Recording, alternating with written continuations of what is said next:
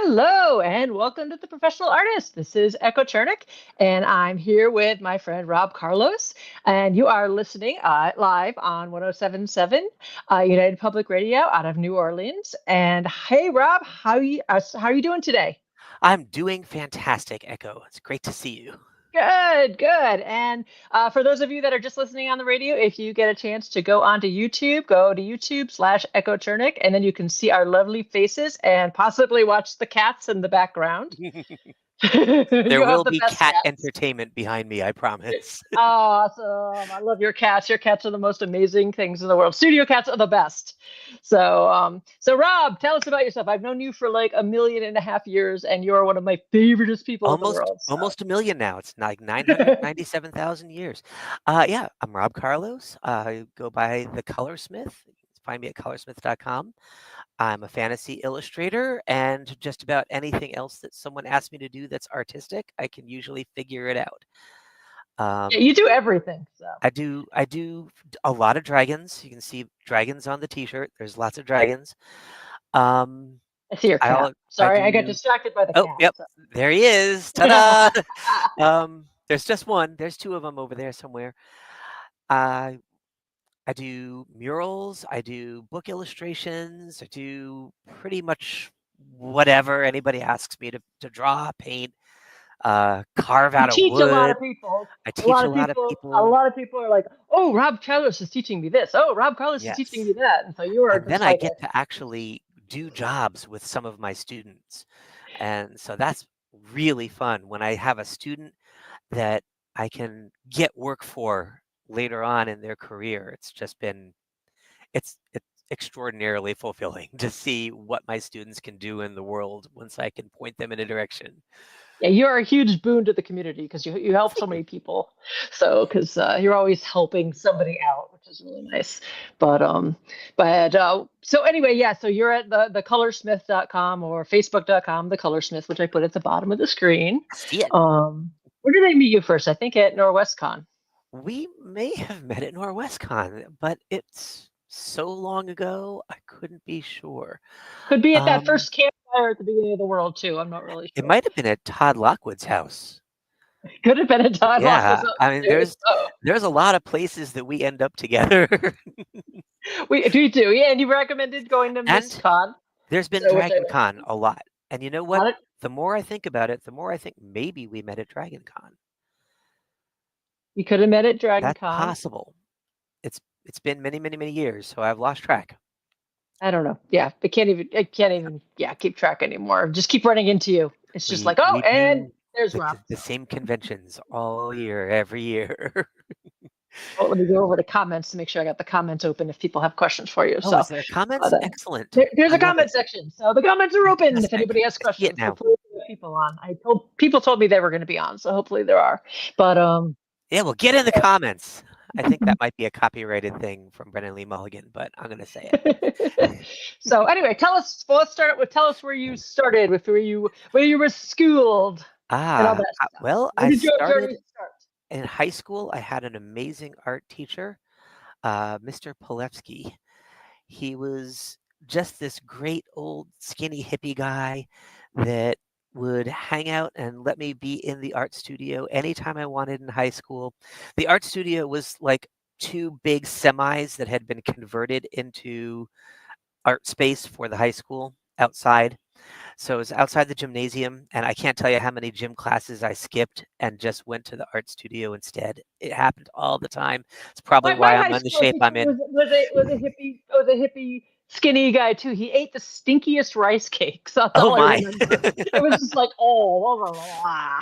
But yeah, something about high school art teachers. Anyway, go ahead. And he was extraordinarily encouraging. And I'll tell you, there are some very, very well-known artists that came out of that high school. I was in classes with a guy named Bill Harbert, who was actually my next door neighbor. And if you look him up, I think you'll find he's a very famous car painter. He paints Fords, and if you go to a Ford dealership, you'll see his paintings hanging in the offices at Ford dealerships, just about anywhere in the world. I I was in there with, oh gosh, I'm trying to remember some of the people's names now. A brilliant guy who does Marvel Comics covers now. A lot of them went to school with Donato Giancola up in Syracuse, New York. I ended up going to school in Rochester, New York, just up the road from that. And my college art career was strangely lacking.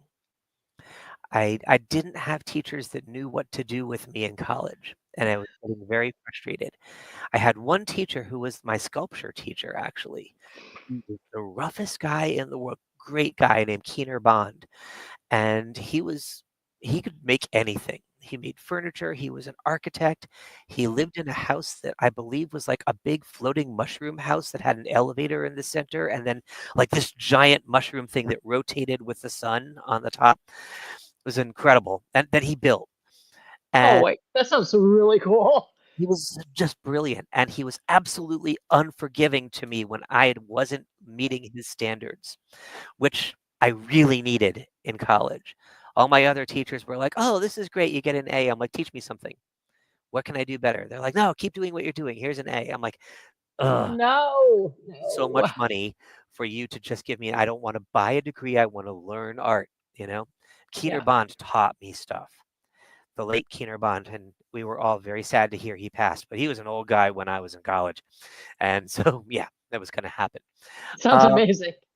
Unbelievable guy, very, very gruff, but we had so much equipment in that thing. He taught me plaster sculpting, he taught me woodworking, he taught me just unbelievable things. And then after college, I moved to Florida and tried to get into Disney for quite a while. I worked for Disney for a little bit at the live show design. I was their document manager, so I was running blueprints all day long and things like that. But I got to hang out and work with unbelievable artists that do all of the design of the live shows at Disney World in Florida. Mhm. Um, I met my friend David Hughes there, who was just a great human, and we ended up being D&D buddies for many, many years afterwards. Um, I met Cindy White there, who could just draw a stage in minutes that was just absolutely brilliant every single time. And they would let me do little character doodles and things on their stuff every once in a while. They liked my people. When they were drawing stages, they liked my people things, and sometimes I'd just do little people, and they would just cut them out and put them on the stage designs. Um, that was super fun. It was really something I was doing in my spare time while I was not running blueprints and entering things into their computer database and, yeah, boring stuff. But trying like heck in that process to get into Disney animation, never managed to break through that ceiling somehow. Got a little frustrated with it, and then I found an animation place or a printing company that was looking into breaking into animation there in Orlando.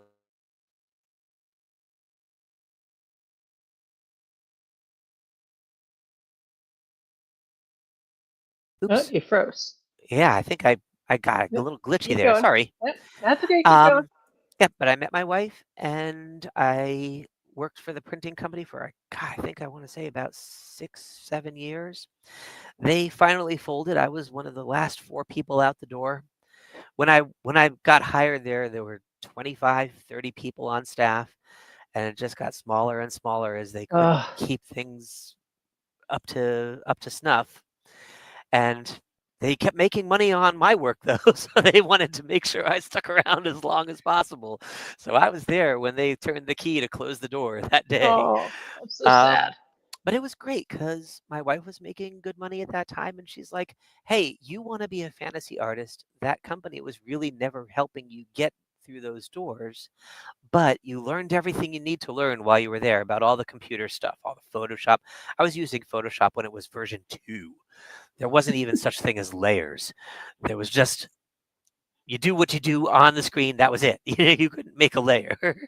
um, so that printing company did give me the opportunity to learn a lot of great computer software, and so I started using that at home and sort of just doing fantasy art and applying to places, applying to Wizards of the Coast, applying to, all the big names, Steve Jackson games, places like that.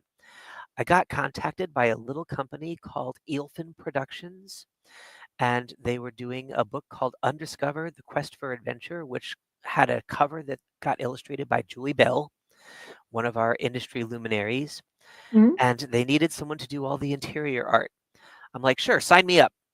They're like, okay, you don't want to know what we're paying. You don't want to know how many. I'm like, nah, I can do it for you. It's fine. I got time. Sign me up. 96 pencil drawings later for, I mean, probably the lowest amount of money I've ever been paid on any Oh, project yes. since high school. The And gaming industry where you can get paid tens of dollars. yeah, exactly. But it was a paid job and it was a book that got printed. It didn't Yep. vanish into the world of nothingness like so many do. Um, the cover was beautiful. I've since seen it out in the wild in a number of places. It's basically unknown because they had no marketing budget at all. But they made a book, they got it distributed to a bunch of game shops, and I was at Powell's down in Portland, and they had 3 copies of it down there about 12 years ago, and I signed all 3 copies for them because I'm like, "I'm the only artist on the interior," so they're like, "Really? Oh, You that's could sign this awesome. then?" I would never thought we would actually meet the people involved in that book, you know? That's so cool. So, yeah, And that was fun. it's so important when you're first starting out to become published, even Yes, if it doesn't pay a lot, because it shows like other people that somebody trusted you enough to pay you, that you're like, hey, I'm published now. Somebody trusted me enough to pay me. So now, it kind of sets a precedent. and you took a So big job, you got it done, and they were happy with it. They used every piece you did. All of that says you're professional enough to do this for a living yeah, to all the people that might hire you in the future. yep, yep. And then and someone trusted you, you got your job done, you didn't flake out and disappear, and it sets a precedent as a professional artist. And so Absolutely. even if it didn't pay a lot, but you got paid Yep. something, even if it wasn't huge. Um, That project led to me getting work with Steve Jackson Games. I did illustrations on the GURPS game system for their Rogues book long, long ago, back in GURPS Volume 1 or version 1. And then everything just started kind of continuing to come in. Once people see that you're there, people send you emails and say, "Hey, can you do this project for us?" I got a lot of black and white work back in the beginning because yeah, that's what everyone saw.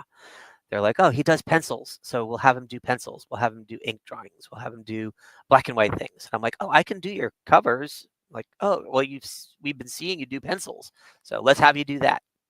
Um, but yeah, every once in a while, somebody would come along and say, "Hey, I need a book cover done," and I would finally get a little bit of book cover work, and it was usually independent authors that didn't have an agent or didn't have a publisher. But I I would say, make sure I get 3 copies of it when it's printed, and then it got printed, and I have those to show. It's part of your file of things that you can say, "I did this." people will hire you for what they see, out Exactly. there. If all they see is black and whites, they'll mostly just hire you for black and whites. So, Yep. um, if you want to get hired for doing color dragons, you have to do a couple color dragons and put them out there so people see, oh, you can do that too. Oh, Mhm. okay. So, A big help was about 23 years ago. We found a little local bookstore in Kent, Washington that had a space in the front that was a fantasy art gallery. And when I say fantasy art gallery, it was basically Amy Brown's home gallery. Um, Amy Brown's a very well-known fairy artist. And she was yep. featured in Hot Topic for many, many, many years, Amy's and awesome. she's amazing. She's just an absolutely delightful person, I should have Amy and on the podcast. you should Amy's great. definitely have Amy on. Amy, you need to be on the podcast. I love Yes, Amy. So, and I got to share space with Amy at this bookstore called Browser's Books in Kent, Washington for over a decade, and I would work there on Wednesdays because the guy who owned it really needed Wednesdays off, and meet people who were coming in to see my artwork. And I would draw in there for people. I would do dragon drawings for them in there. And uh, yeah, it was a great time. I get to hang out with Amy all the time because she'd come in and drop things off. And we'd chat about art and artists. And agents and publishers and the people to get involved with and the people to avoid. And I won't name names, but boy, Amy knew the people to avoid. So she's been around the block enough that she could definitely steer you away from the bad The things you situations. learn with experience. Exactly. And I won't, like I said, I won't name names on a podcast, but if you meet me in person, I can tell you exactly who not to do business with. But yeah, it was a very great learning experience, and it got me exposed to a lot of people in the industry, just knowing that they would come down to see Amy's work and then stumble into mine at the same time. Very useful. Networking makes everything happen. I find networking challenging. Yes, You know, it's I've not always easy when you're an artist to go out and meet everybody, but the more networking I do, the more I find that 90% of the people that you meet are really happy to meet you and are kind of fun people. You're really good at it. I have face blindness, so I have a hard time remembering people. That's the that's problem rough. I have with it. 'Cause I I'm have a hard time remembering who I met, and so and I didn't even realize that's why I avoided networking for so long. yeah. Is that I don't like meeting people because it's uncomfortable. And it wasn't until like I don't know, 10 years ago that we realized, oh, that's why I avoid people. It's because I don't remember them. And so it's hard for me to meet people because they're like, oh, hey, I haven't seen you in forever, and I'm going, I don't know who this person is, and it takes a long time for me to remember them. So, but it is very important, and you're so good at it. You're so good at networking. Well, I'm great with faces and terrible with names. I can look at a person's face and say, I know that person. They do this, this, and this. And it takes me like 3 weeks to learn their name. But by the end of 3 weeks, we're done with the project. And so Oh, I'm yeah. like, oh, at the wrap party, I'll know what your name is, It makes it easier now that I know that I have face blindness because I can say, all right, I have face blindness, so remind me who you are. I'm really sorry. It's nothing personal. And once I remember who they are, I'm good. So now that I can actually tell them that it's not that I'm just a stuck up jerk. Oh, there they go. The cats are going crazy. I see the cats. So one thing I've learned is artists that I know who have face blindness, I know a couple of artists with face blindness, they do the best faces in their artwork. yes. Your faces are absolutely out of the world. They're so good. And I have to attribute the fact that you have to fight with it. Oh, I fight with it terribly. You fight like crazy, and the fight makes it worth it at the end.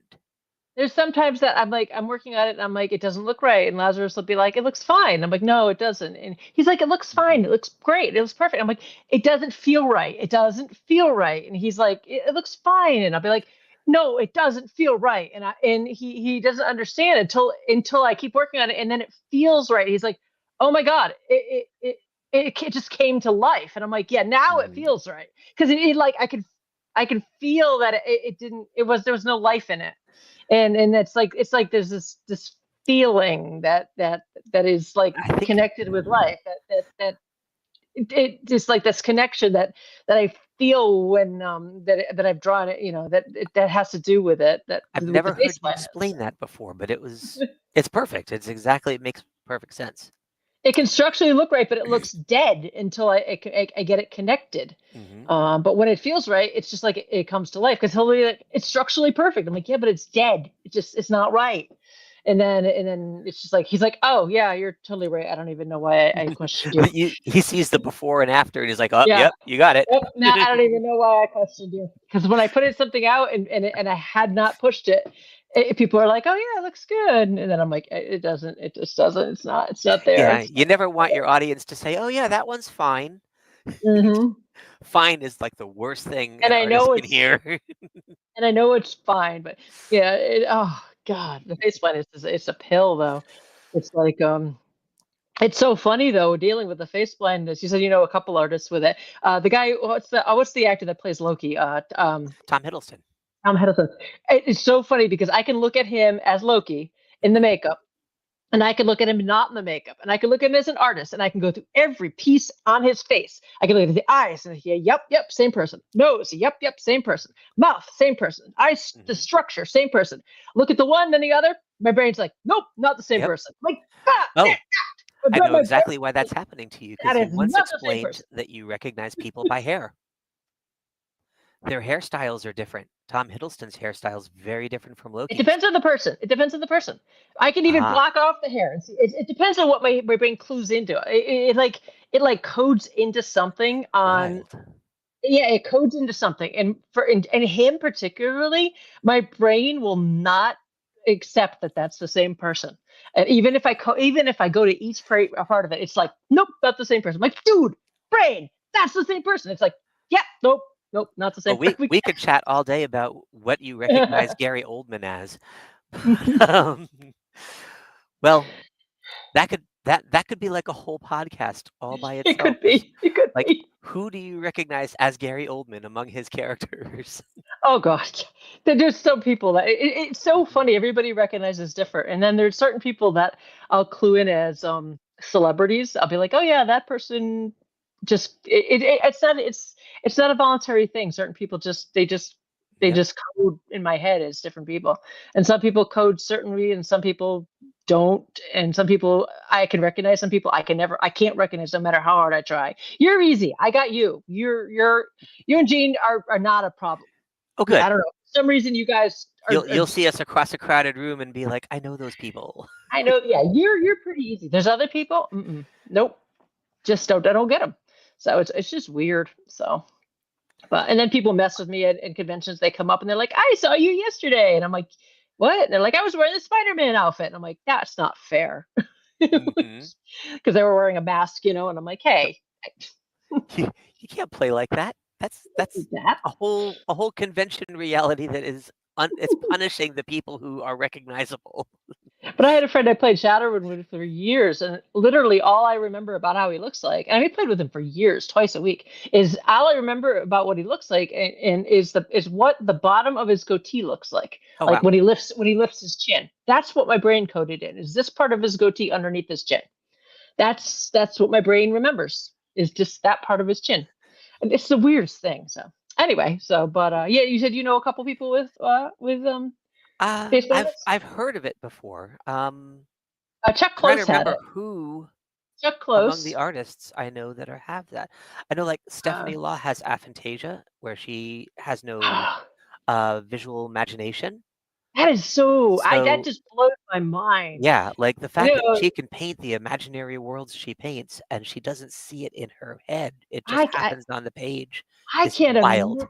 I cannot imagine that. I mean, you can imagine everything in your head, right? Absolutely. Yeah, I can see a perfect color image. I can imagine it in 3D if I need to. Yeah, me too. I roll everything around in my head. I actually usually get up in the morning, I have a cup of coffee, and then I go back to bed for an hour so I can just roll things around in my head, totally, that's how I work. But I can't imagine not being able to see things like that. It's just, wow. But I didn't know Stephanie Law was like that. Jeez. That goes to the things we have to fight at are the things that look best in the end. Yeah. Stephanie has to fight at all of it, but it's all brilliant when she's done. Cirello is colorblind. Really? Yeah.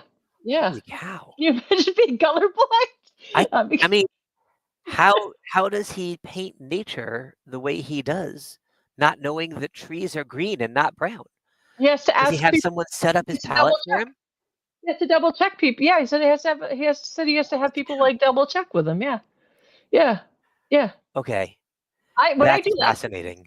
What I did, I get hired to do oh god, the popcorn guy, or Redenbacher. Yep. And I got hired to do him, and I literally had to draw him, and then I'd have to go to people and be like, "Who's this look like again?" They're like, "Oh, that's Orville Redenbacher." I'm like, "Oh, thank God!"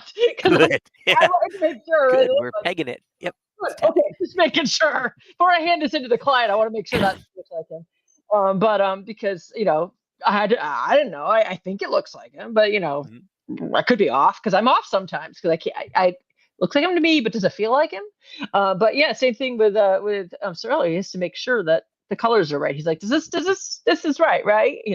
He has to double check with other people to make sure. At least that's what he said, because he can't see it. He just there was a guy in my art classes in college who was colorblind, and we would do the figure drawing sessions, the 8-hour studio figure drawing things, and his people were often a mix of browns and greens because he couldn't tell the difference.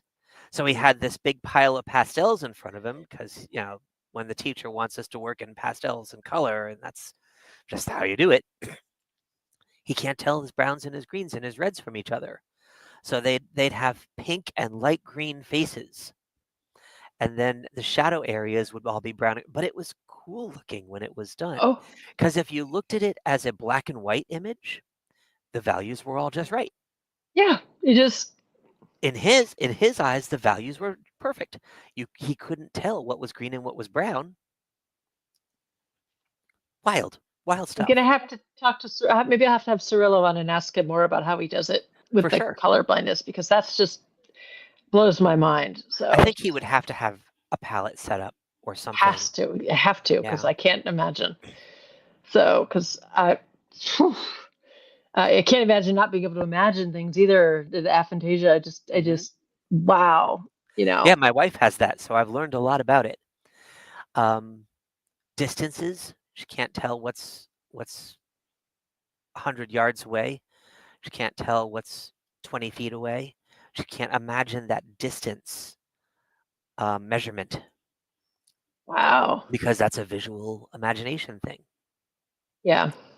No, my face blindness will just all of a sudden make the face like warp to me. I'll be working on it, and then all of a sudden it'll be like, it'll just get like awful, and I'll be like wiggly. Oh, it'll just get like warped. Like I was working on one the other day, and all of a sudden her eye was like, what? And I'm like, what the hell? Oh, no. Like her eye was fine, and now it's like, what? And I'm like, or it'll look fine, and then it won't look fine, and I can't see it, and I'm like, I just can't see the face, and it's like my face blindness won't let me see the face. It's just I can't. Like a real world version of the liquify tool in Photoshop? I guess, yeah, pretty much, yeah. And I can't draw certain faces because I can't get the structure right, no matter how hard I try. Have you tried Tom Hiddleston? No, oh God, oh my God, just not even wanting to try to touch that. I don't even know. It probably would. I don't. Oh, geez. Oh, might just be a good exercise when you're in your downtime. What I would fighting with it to see what happens. That might be a good exercise. I don't know. It's kind of terrifying. Clearly not for a professional gig, but pushing your limits. Pushing your limits is always great in the art world. Yeah, do that a lot. That'd be interesting. My architecture is that. Anytime I have to draw architecture, I'm cringing. But then it's that, can I push my limit? And then people end up loving the architectural things that I do. My Ravens in the Library painting's one of my most popular ones, and it's all interior architecture with some birds. But it's mostly a library, and I fought with it for weeks. And I drew it in pencil first, so it was like I had strings with pins all over the desk and doing all the 3-point perspective, and how you put a string on the top and on both sides, and then you pull it back and forth to get your perspective just right. To me, that's just a nightmare. But everyone loves the final product, so it's worth the fight. Wow. Yeah, but people are like, just draw I was like, just block out the shapes and just block out the shapes of the face in your head and do it like a cartoonist does. I can't do that.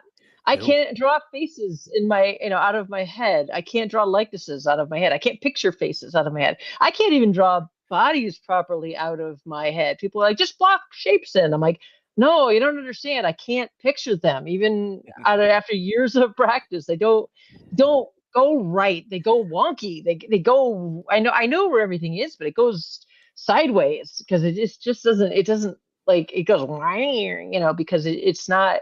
The math is like wrong.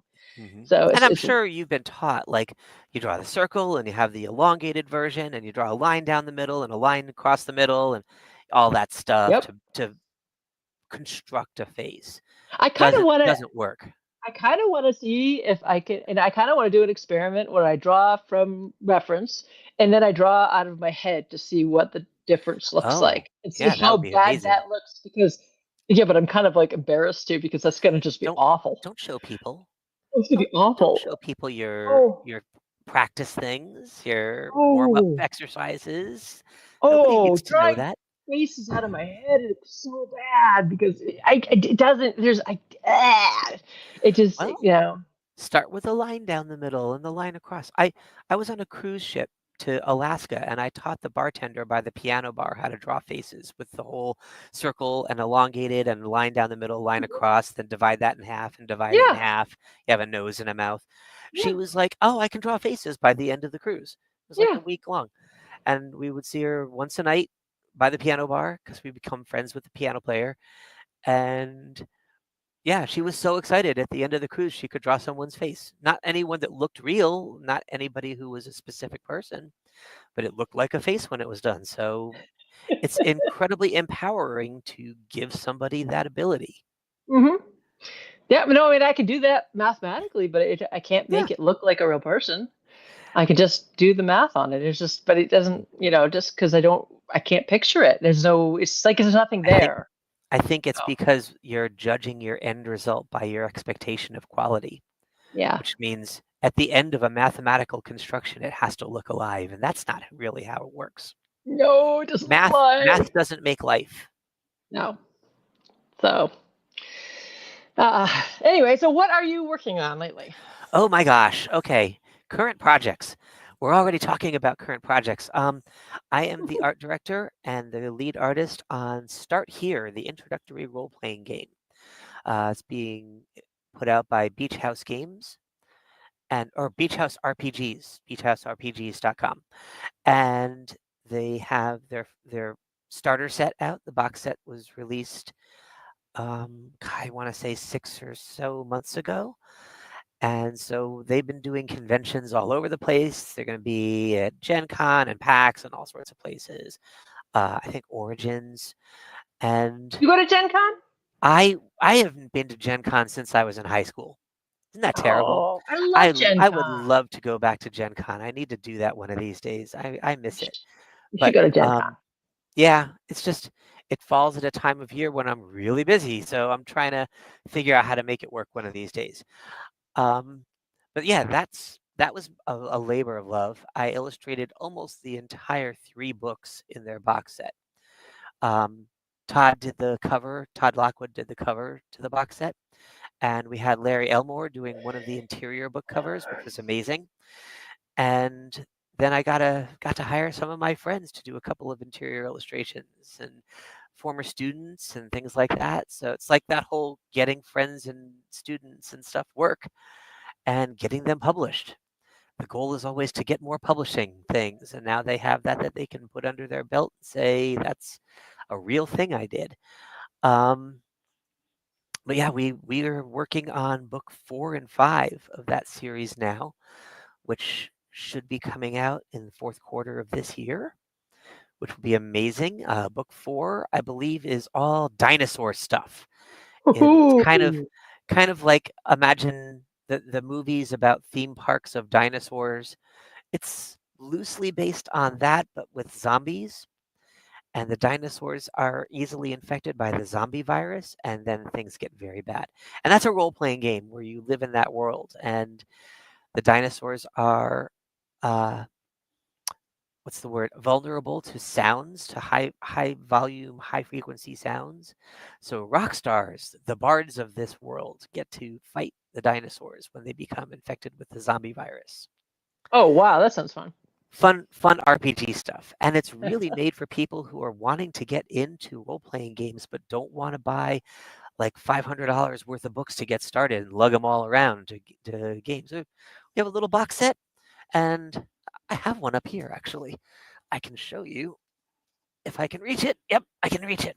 Yeah, this is what the box looks like when you see it in stores. And Todd did that brilliant cover for us. That looks awesome. It's amazing.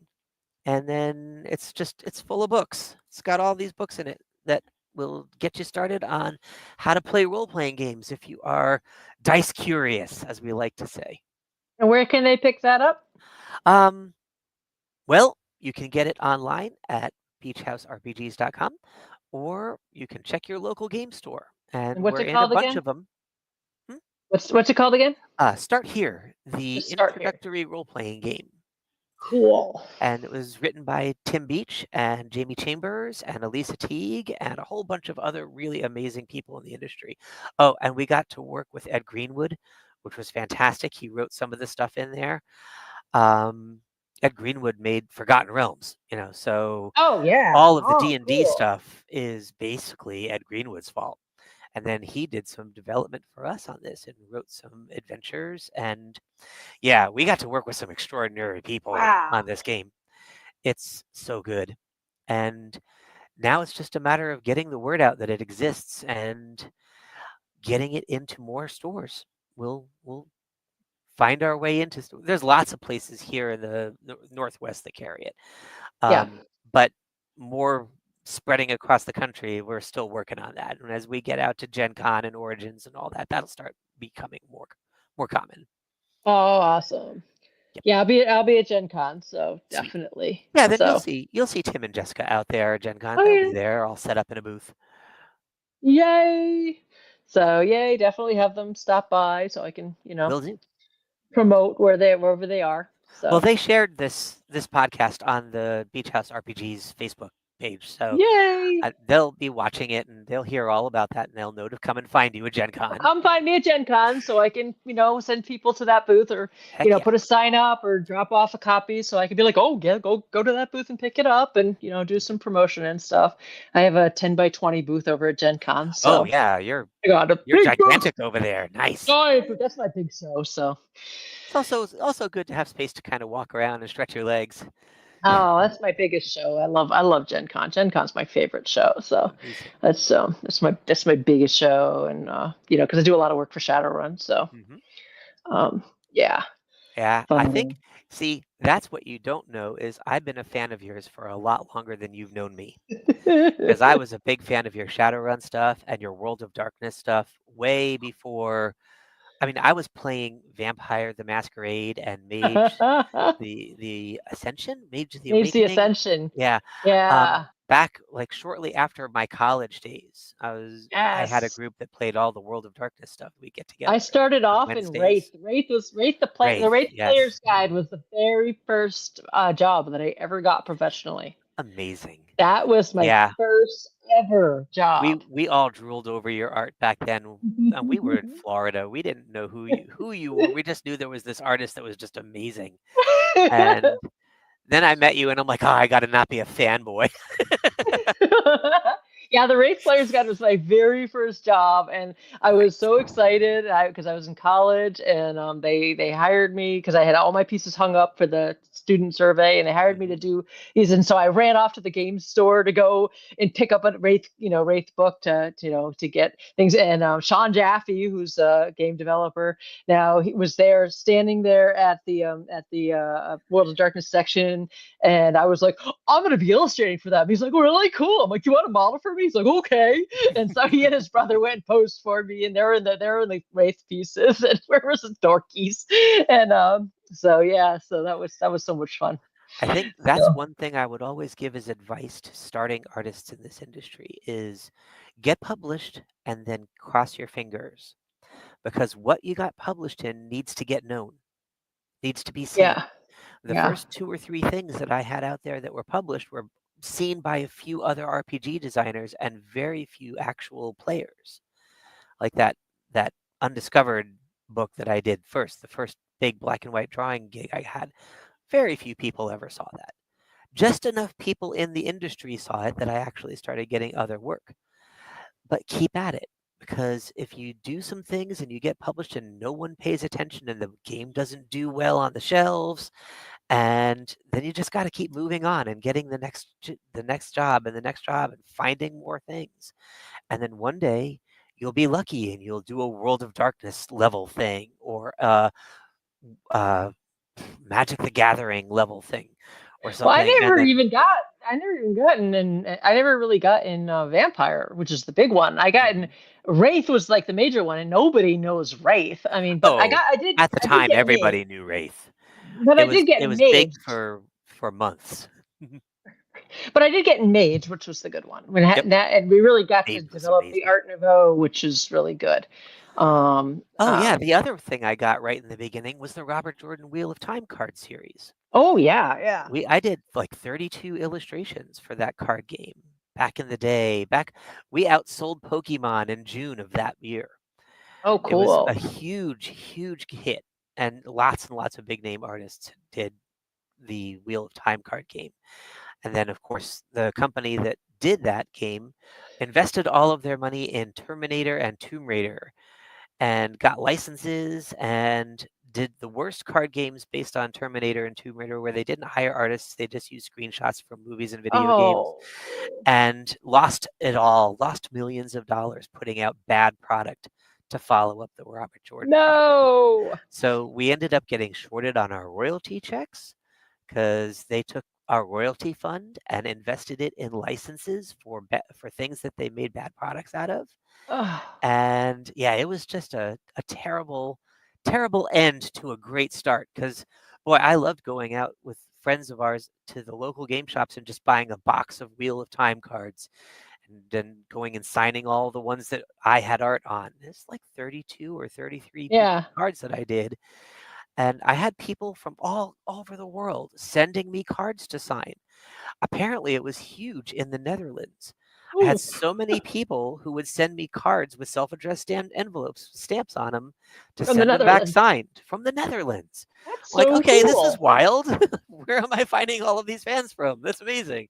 But yeah, it was I huge had there. a bunch of Mythos cards from Chaosium. I did a Oh bunch yeah. of those. I never did any Magic the Gathering cards Nope. because they wanted only originals, and I was doing digital then, but they wouldn't accept digital. So they only wanted original paintings. They Well, no you work in digital. everything now, right? No, yeah, now I work in Yeah. everything. So Yeah. then I just Eventually, you got to learn it all and yeah. work in it all. And it's tough to work in oils if you're living in a little studio apartment, but Yeah, they find wanted the yourself an oils that outdoor they wanted space it and very small, and they wanted it a particular yep, size, very small, and I was so busy doing the black and whites and doing my digitals were smaller then, and I just missed that window. yep, So, but now I do oils, I do pen and inks, I do everything now. I yep. mean, but I just don't I just never went back that. I do other things now, so. But yeah, I can kind of work in anything now. Everyone's like, "Can you do this?" I'm like, "Yeah, sure." You do this? Oh, sure. You know. That's what I ended up dealing with on my current project. I did a painting for the Kickstarter for a movie called Gamers for Darkness Falls. Hmm. And it was really just I did the painting for their Kickstarter, and it's their main villain with his face, and then his DM screen in the front of him with all of the main characters dying in various horrible, gory ways. And Oh, it was a cool, fun painting, and they used it as their banner for their Kickstarter campaign. And they're like, yeah, and this is the artist that did it, and great, that was cool. And then they were going to have me do some stuff for the movie, just some illustrations and things, and that was great. And then one thing led to another, and some people couldn't make the schedule, and some people were busy, and they're like, oh, by the way, Rob, this is like 3 weeks ago, like, we're promoting you to art director. You're going to be really busy. I'm like, oh, I see. Okay. What do you need me to do? And they gave me a list of scenes and said, these are the props in these scenes, and these are the things that we need you to start on. And I'm like, oh my, I have 3 weeks and easily 2 to 3 months worth of things to make in the you can next do it. in 3 weeks. Oh yeah. I'm wrapping it all up right now. Fine. You're good. You got this. I'll probably come in a day early, honestly. But oh my goodness, this movie's gonna. I'm working with some amazing people. I That's would so love to tell cool. you the names. Can't tell you the names. I would love to show you some examples. I can't show you samples. Well, we'll Oh have to my have you God, back this on so you can stuff. show us later. Yeah, once we get into post-production and I start getting some clearances on things to show. But if you go to cabin9films.com, they have a monthly newsletter.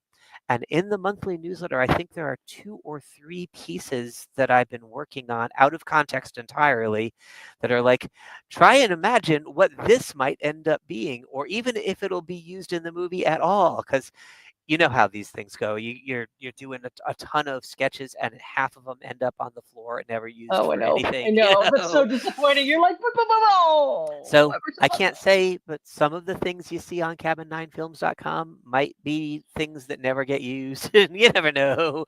I But know. it's all fun, and a lot of it is just there to give other people ideas, you know? Other people in other departments are like, "Oh, well, that makes me think of this," and then they go running with it, and that's how these things become magic, you know? Yeah. So, well, what other advice do you usually tell your students that you My work with? Because we best got like 15 advice minutes, so give my best advice. advice, I met a very famous guitar player many, many years ago, well over 25 years ago, named Steve Vai. And I was talking to him about wanting to be a guitar player and learning his songs and all of this. While I was waiting to meet him, I did a drawing of him for him to sign. And yeah, I was like waiting like 45 minutes. So I had my sketchbook and my pencils, and I drew him in my sketchbook. And he looked at it, and he showed it to his friend Joe Satriani, who was sitting with him. It's like, look at what this guy did while he was waiting here. And then Joe's like, no way. He was just like, no, he must have brought that with him. I'm like, no, I'm here with my daughter, and she saw me start drawing. Like we were just hanging out. And Steve's like, and you're talking about playing guitar and you do this? It's like, if you start playing guitar, all you're ever going to be is the second best me. If you do this, you get to be the first best you.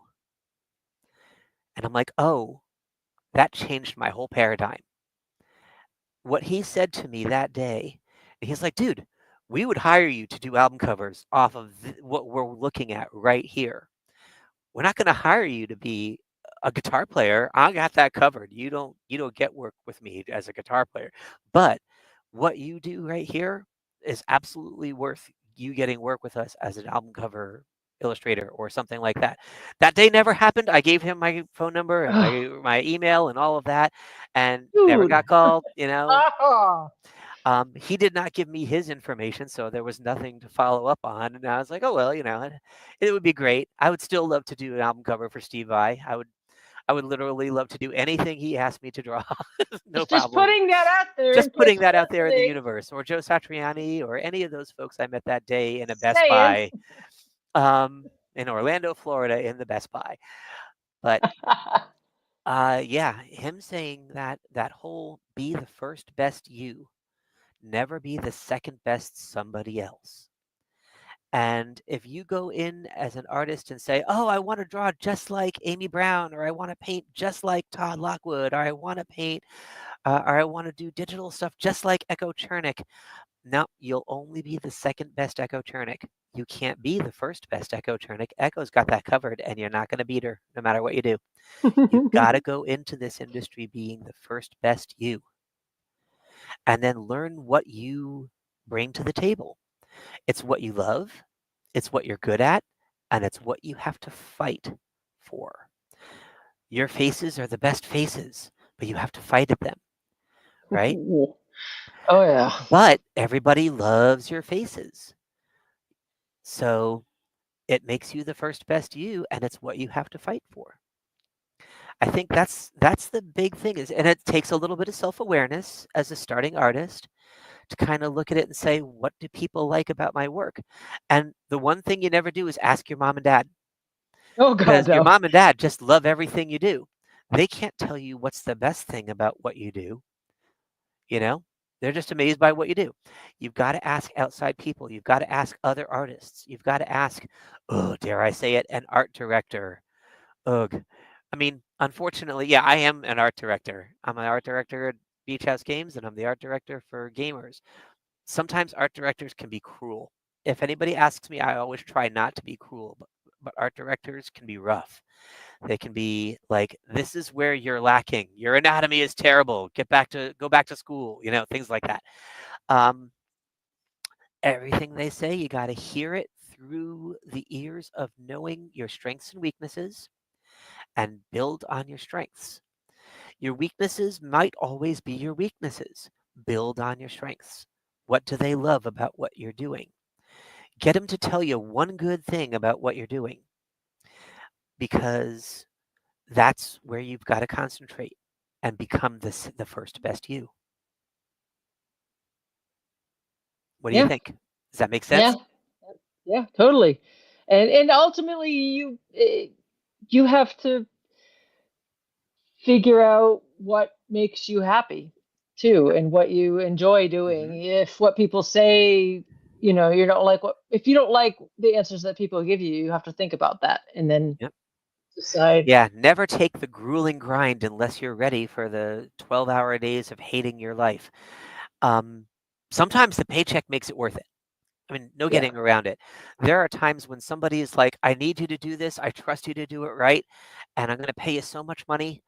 And you're like, okay, I will bite the bullet and just do it. A lot of times that's the stuff that makes you have to fight, and you're going to do an amazing job because of the fight. And not only that, but you get a great paycheck at the end of it, and that's wonderful, and it'll probably be seen by everybody, and people will love it. And then more people will ask you to do things. Yeah. There was They somebody that came There was somebody that came to me years ago, and she wanted to know. She kept asking me about being an artist, and she had all these questions. And she came to join me at a convention. And she was asking me about art, and and looking for guidance on what kind of artist she wanted to be. And I ended up talking to her over the course of the entire weekend. And over the course of the entire weekend, I managed to narrow down that she didn't really enjoy the process of art. She enjoyed the process of working with other people making art, and we ultimately decided that she didn't really want to be an artist. She wanted to be an art director or and project manager or or a something project like, manager. yeah, I think she really she ended up becoming a creative director because amazing. she really enjoyed working with other people to make art. And I was And like, I seeing what great things they'll create. Yeah. yeah, and so we ultimately ended up narrowing down that that's really what she liked. That was an interesting process of to narrowing down that was really the part that she enjoyed about the whole thing. And she's like, oh, you're totally right. And so she ended up changing her major and doing that, and she just was like, yeah, that's the piece that I like the most. Was that a convention conversation? Yeah, over the course of the whole Yeah. weekend, because like it took us Those like three convention days to figure it conversations out. can be so valuable starting out. I've had Yeah. a lot of convention conversations with artists and with art directors and with folks like that have been game changers. I think when I met Todd, some of our first conversations were at a convention up here in Seattle that were incredible eye openers for me about how the industry works. Mhm. So yeah, I think going to these shows, going to conventions where artists are going to be that you really admire, and they're there to talk to people. That's another thing that I've learned is if you see an artist at a convention, they probably are looking to have conversations because otherwise they would be at home in their studio drawing or painting. We don't get They online. they don't want to they don't want to see people when they're in no talk mode, but if they're out in the world and seeing people, they're probably ready to have a talk with you, and they're probably ready to look at your stuff. Yeah, if you see me at a local convention or any convention, and you have a portfolio, or if you have a folder on your phone full of Oh, bring it by for pictures sure. that I can just scroll through a pile of your artwork on your phone, have it ready. You never know who's going to be willing to take a look, and who's going to say, "Hey, I have a job for you." What conventions do you have coming up? Well, Norwescon is Easter weekend here in Yes. Seattle, and I will be there all 4 days. Uh, I'm going to be in the art show the whole time. I volunteer at Norwescon working the art show. So if you've got stuff you want me to see, come into the art show and show me. I will be there all the time, and I've got plenty of time to look at stuff, except for And Sunday morning, because that's when everybody's buying things. yes. And Worldcon? Are you going to be at Worldcon? I will absolutely be at Worldcon. I'm going to have a booth at Worldcon in the dealer's room. Yes, me So I'll be on too. In panels. Seattle. I'll have a booth. I'll be there every day, the whole time the dealer's room is open, and maybe even later into the night. Who knows? But yeah, Worldcon will be a great place. Worldcon is the way to meet people because everybody's not local. Everybody's from all over the world. And so many people come out from England and Ireland and Italy and France and Australia and everywhere. Just It's a huge audience that you don't ever see at local shows. Never been to a Worldcon, so this will be my first one. This will be my 4th or 5th. I want to say 5th. Yep. Okay. And they're always amazing. You see a lot of the same people, but that's like half of the folks that you see that just go to every Worldcon no matter where it is. And the other half is, hey, this is in my country. It's near me. I want to check it out. Or I've never been to one before, but I hear it's great. And my friends went last year, so they bring friends over. Cool. All right, so we got we're about out of time. So do you have anything else you want to add? Oh, this has been amazing. I always love talking to you, but it's great having a little bit of a direction for our conversation because otherwise we wander all over the place, you know. That's true. It's We never have weird that enough I only time. get to chat with you for an hour, but I'll see you at unfortunately, Worldcon and maybe at Norwescon. I'll try to make it maybe down for that. definitely Worldcon. We'll hang out. We'll do Yeah. dinner, and we'll invite friends that we just met. Yes, I'm going to be down for Worldcon. Yeah, maybe Fantastic. Norwescon. I'm going to try to get down there for that one. So we're only a little bit north of the city, Sounds so good. it's not too far. So And Worldcon is what, August or September? August. August. So yep, Right in the middle, right after Gen Con. plenty of time to plan for that. Not that it'll Oh, sneak up on us at a it's moment's going to sneak notice. up on us. It's going to sneak up on us. I know it's going to be too fast. It's going to be here before we know it. And it's right after Gen Con, so we're going to be like, wow. So, yeah. So anyway, thank you for being on, and Yes, thank you for having me hopefully here. I have you. I want to have you on again after you can actually talk about the project Yes. you're on, so you can talk Now I about it have to more. spend the rest of my day in the garage doing sneaky stuff, secret things. So yeah, so you're on the facebook.com/thecolorsmith and just thecolorsmith.com. So and thank you everyone for joining us. You've been listening to the Professional Artist on 107.7 United Public Radio, and I will see you guys all next week. So thank you. Bye. Bye.